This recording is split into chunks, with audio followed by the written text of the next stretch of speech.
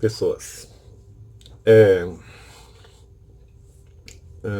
Eu às vezes ouvi críticas até de pessoas queridas a respeito de algumas críticas que eu faço ao bolsonarismo.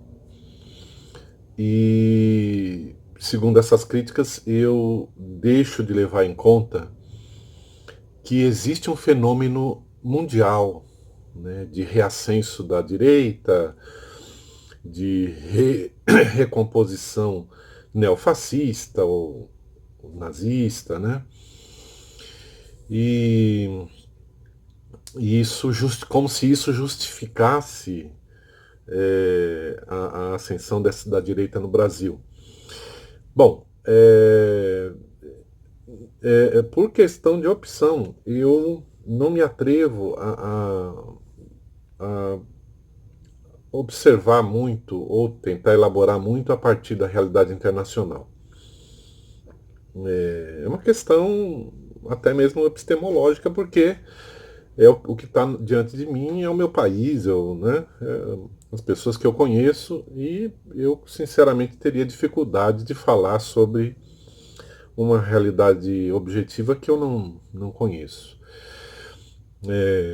Então é uma opção pelo meu horizonte objetivo, né? Agora, essa questão internacional ela até explica, né? Mas não justifica, né?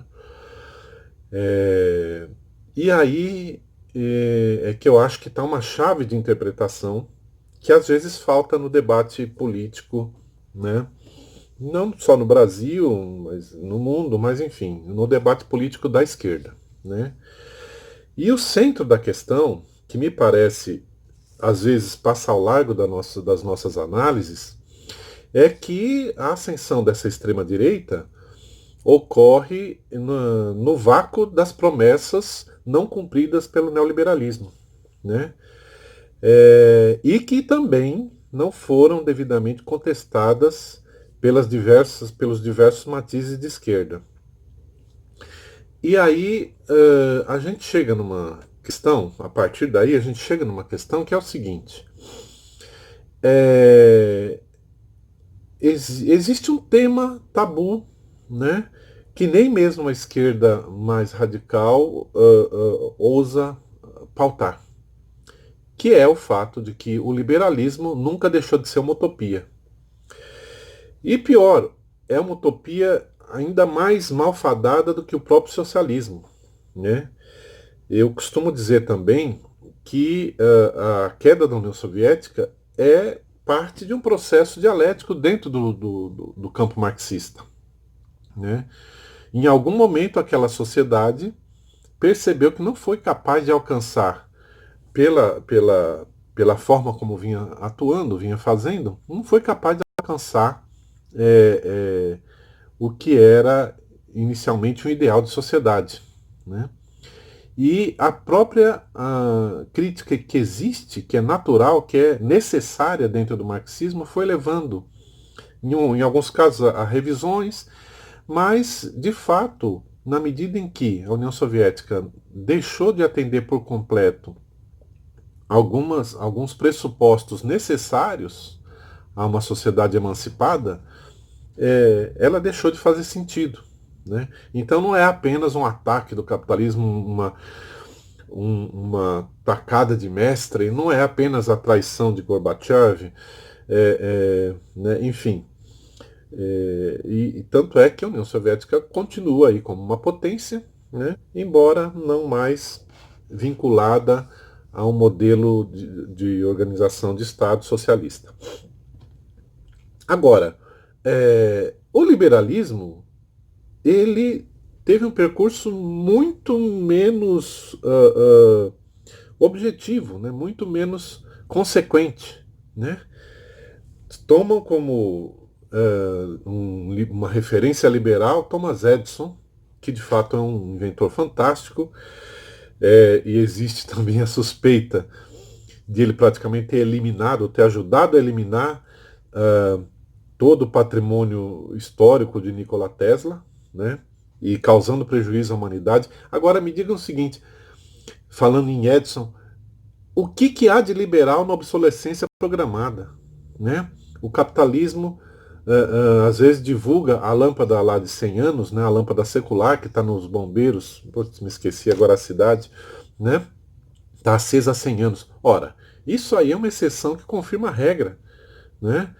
Muito cedo, né, os produtores de lâmpadas estudaram que tipo de filamento e que tipo de estrutura seria necessário para que a lâmpada tivesse uma vida útil comercialmente interessante. Né? Então, esse é só um dos exemplos. Né? Eu estou falando da obsolescência programada, nome chato, né? Palavra chata, obsolescência, mas enfim. Mas a presumida é pior ainda, né? E no Brasil, eu imagino que no mundo também, mas voltando, né, novamente, falando da realidade que eu conheço, no Brasil tem algumas pessoas que acham que não ter carro do ano é algo como um pecado, né? Ou então, como diz o Raul Seixas na Ouro de Tolo, né? Você conseguir comprar finalmente um carro do ano é assim, é quase que você chegar às portas do paraíso, né? E aí muda a lanterna do carro, né? É uma coisa fascinante. E é uma lanterna que custa às vezes mais caro que um pneu, que é muito maior e envolve uma complexidade industrial maior. E E onde há liberalismo nisso? Né? E, aliás, onde existe um país que seja genuinamente liberal? Onde existiu um país genuinamente liberal? Onde existe fraternidade no capitalismo? Né? Onde existe igualdade? Né? Onde existe liberdade? E não venham falar da farsa de liberdade financeira, né? Que de você só é livre na medida em que você tem dinheiro para pagar aquele tipo específico de liberdade. Né? E você nunca vai ter dinheiro para pagar toda a liberdade necessária para você se constituir enquanto pessoa humana em toda a sua dignidade. Né? Então, isso tudo não só é uma utopia, né? É uma falácia. Né? O liberalismo é uma falácia porque ele nunca conseguiu se erguer, né? Enquanto uma plataforma política, social e econômica. Né?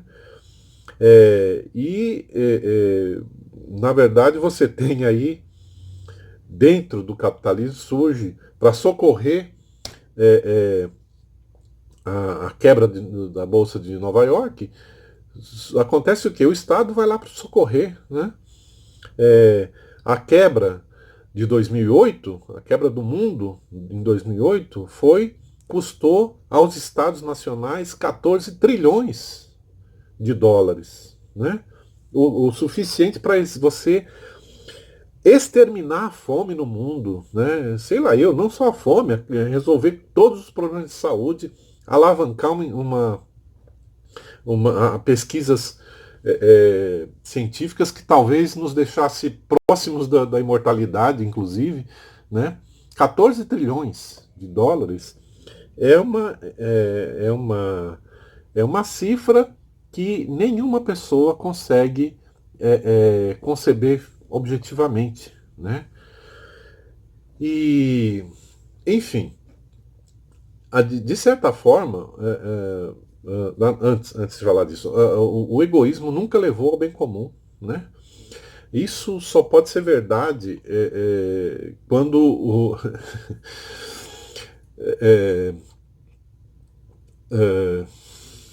só pode ser verdade numa realidade em que o mais forte, né, e não o mais apto prevalece. Né? E então o liberalismo que propunha que quanto mais as pessoas se preocuparem com os seus interesses próprios, mais elas estarão promovendo o bem comum. Onde? Onde surge a corrupção? Por quê? Né? Porque as empresas se associam para exterminar concorrentes, ou porque as empresas pagam propinas para serem escolhidas, né, num certame de licitação, né? Isso é promover o bem comum? Né? Então, aí acontece, eu acho que a esquerda eh, tem dois desafios aí, né? Perdão, as esquerdas, né? Porque um desafio da esquerda mais radical e outro da esquerda reformista, né? É, nós temos uma situação que hoje, quando setores mais conservadores reagem, na verdade é um processo de rebelião e não de revolução, né? Porque todo processo de pressão política, né, sem consciência de classe, é reacionário, né? Então, eu não tenho certeza se no horizonte nós temos um processo revolucionário ou uma rebelião reacionária, que se volta inclusive contra a esquerda. E aí, curiosamente, né, é, a, a, eu vou acabar perdendo aqui o fio do raciocínio, porque como é difícil fazer vídeo, gente, eu prefiro escrever. Né? A gente consegue pausar, pensar, voltar, né? Corrigir. Mas enfim, é, o fato é que existem processos de convulsão social que não vão dar em solução revolucionária, uma ruptura de paradigma em termos políticos. Né? A esquerda revolucionária precisa entender que um elemento central na revolução é massa crítica. Massa crítica quer dizer, inclusive, com consciência de classe, consciência transformadora. Né? Nós não vamos ganhar do capitalismo xingando o capitalismo, dizendo que nós odiamos ele. Né? Ele não cai por força do nosso ódio ou da nossa falta de simpatia. Agora, eu estou falando de uma esquerda mais revolucionária, mas, do meu ponto de vista, a esquerda reformista é pior ainda. Né? A começar que, olha, nós tivemos dois grandes conciliadores no Brasil. Né? Um oriundo das oligarquias e o outro da classe trabalhadora. Um deu um tiro no peito e o outro está preso. Né? E esse é o resultado objetivo das conciliações. E reformar o que no capitalismo? Né? Nesse sentido, no sentido mais socializante ou no sentido mais social, o capitalismo é irreformável. Né? Então, tanto é que você vê esquerdas, na verdade, defendendo plataformas que seriam liberais, que também nunca foram realizadas, nunca foram alcançadas. Né? Então eu acho que em algum momento a esquerda precisa tratar esse tema tabu, né? Porque é fundamental também entender por que o liberalismo não se sustenta. Né? Ao invés da gente simplesmente criticar o capitalismo no abstrato, é preciso entender que o maior projeto capitalista da história da humanidade não faliu porque nunca foi realizado. Né? E muito rapidamente o que aconteceu após a União Soviética foi o capitalismo, para sobreviver, começar a adotar plataformas sociais-democratas. Né?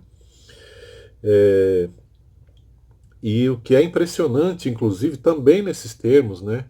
Os Estados Unidos leva aí mais ou menos 150 anos, né? Mais de 100 anos, para se constituir enquanto potência. Né? A União Soviética surge em 1917 e em 45, antes inclusive, né? Ela já era uma potência militar e uma potência econômica. Né? E isso diz muito sobre a realidade objetiva de cada um dos modelos. Né? E, e o capitalismo não tem o menor fiapo de autocrítica. Né? A ponto de a gente ver, constatar uma realidade distópica diante de nós, né? E o único discurso que surge dos teóricos capitalistas é aprofundar a crise. Né? Então, essa reflexão um pouco desconjuntada, eu reconheço, mas é porque é uma necessidade de reflexão que nós temos se nós realmente pretendemos avançar e sair, romper com esse processo em que a gente está envolvido agora. Né? Eu não sou otimista, mas eu recuso a possibilidade da gente deixar de contemplar soluções, né, para esse processo. Agora, uma certeza eu tenho: não existe solução possível por dentro do que a gente supõe que seja o capitalismo liberal, né? Porque ele não existe e nós estamos dialogando com fantasmas, né? Quando a gente acha que é possível dialogar ou humanizar qualquer aspecto do capitalismo. Ele já atingiu um patamar de organização e de processo sociometabólico que é intangível, humanamente intangível. Né? E nós não temos, não teríamos condições nem mesmo de nos aproximar epistemologicamente, palavra chata também assim para falar no vídeo, né? Mas enfim, não existe ponto de conexão entre o neoliberalismo e qualquer solução humana. Né? Ao contrário, o que nós estamos vendo é a prevalência de uma desumanização absurda, né? E que só vai fazer sentido num contexto capitalista, como naquele filme, puxa vida, esqueci o nome, em que as pessoas eram transformadas em pasta alimentícia, né? Uma ficção científica aí com Charlton Heston, né? Esse é o futuro do capitalismo. Essa distopia, ela já está entre nós. Né? E no Brasil é possível sentir isso em cada declaração do governo. Né? Então, nós precisamos abandonar essa ideia de que é preciso ou possível dar alguma ordem ao capitalismo, né? Ao modelo capitalista. Né? Ele é a desordem elevada a status de, de, de de Deus, né? De Deus, né? Tudo deriva dele e a ele tudo retorna, né? Então eu precisava fazer esse reparo justamente para não deixar sem resposta alguns questionamentos, né? É isso.